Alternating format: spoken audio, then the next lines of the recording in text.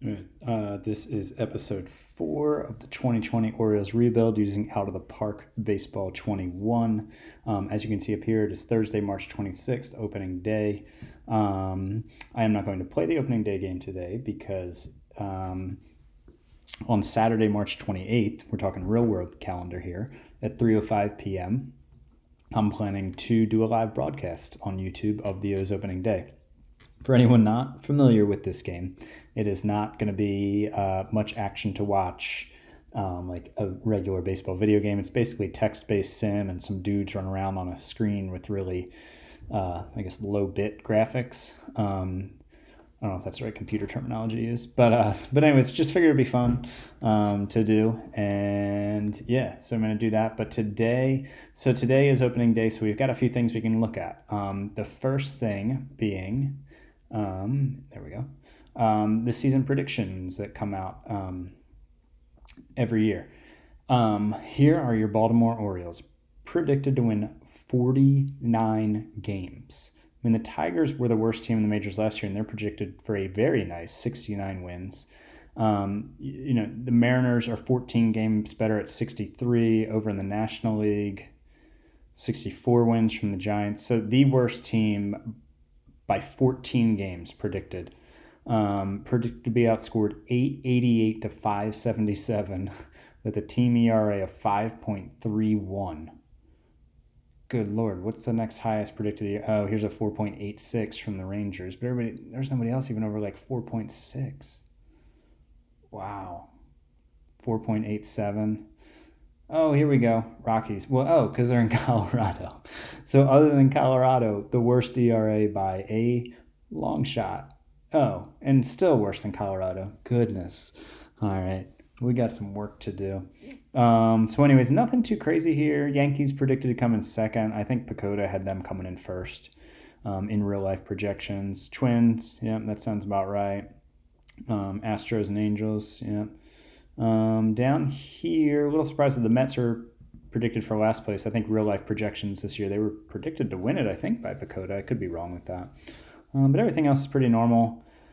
I don't know if the Cardinals are that good in real life. Their team's getting old. The Reds, this division's kind of wide open in real life, so that makes some sense. And then down here, yeah, that all makes sense.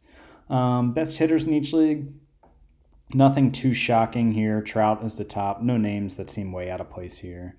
Top pitchers, Eduardo Rodriguez, that would be a major step forward for him to be one of the 10 best pitchers in the league. McKay and Haney, also a little surprising to see them up there. National League, Charlie Blackmon, who's a real good player, used to be pretty elite, but I don't know that he's in the running for best hitter at age 33 in the NL. Jay Bruce, wow, okay.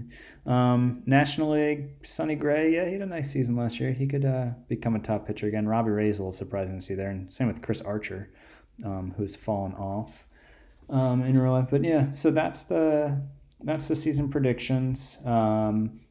Another thing is they update the farm system rankings. My farm system fell from 8th during the preseason to 10th.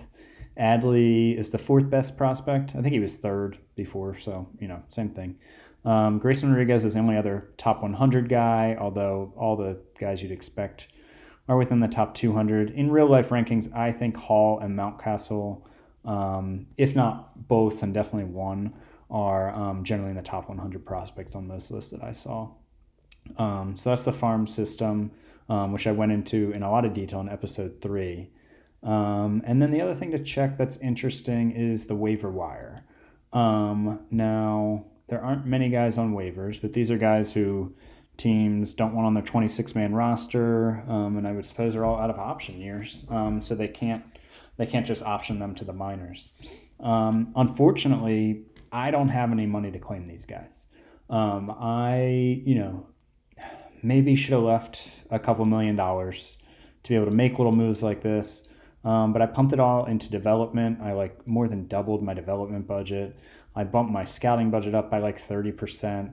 I bumped my international free agent money way up to the maximum. So I'm just investing in those things. And I'd actually like to claim a guy like Luke Roy because he's a solid catcher. He has leadership skills, which is important when you're a bad team. He's making the league minimum.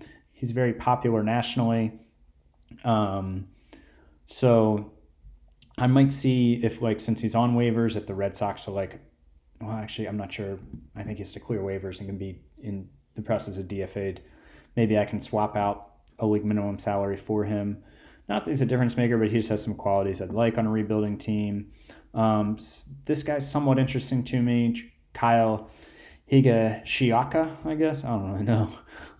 Yankees, he's 29 and minimal major league experience. He's okay as a catcher. But he hit 20 home runs and 270 plate appearances in AAA last year, and then came up and hit. Didn't do much for the Yankees. But I don't know. You never know with a guy like that. My scout and OSA both think he has pretty decent home run power.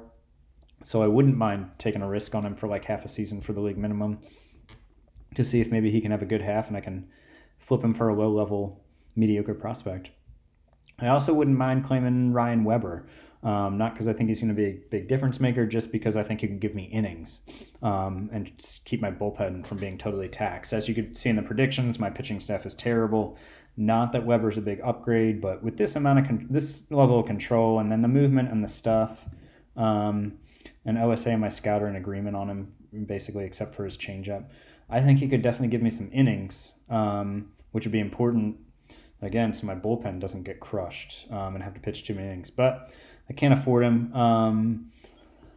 I can't remember how trades even work when a player's on waivers. Yeah, you can't.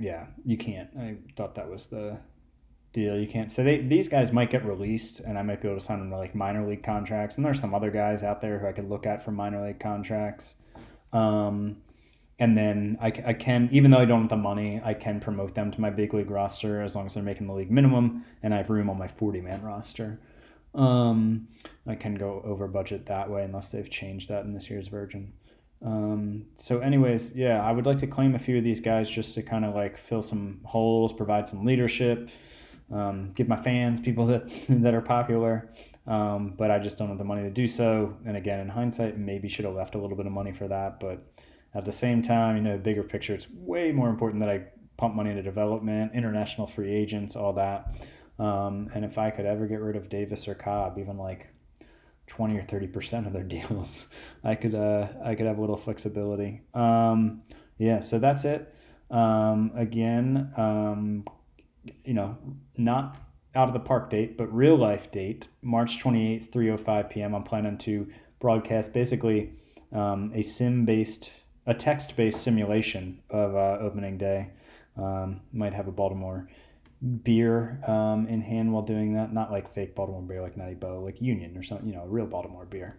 So that's where I'm at. I might, again, mess around to see if there are any minor league free agents that I could sign that could fill the kind of roles I was looking at with Lucroy and all that. I've already kind of looked around and there's not much. And I did sign some minor league free agents who will stay in the majors, but I haven't really looked for guys to plug into the major league roster. So I might do that. And of course, I'll have an update on my opening day if I do that.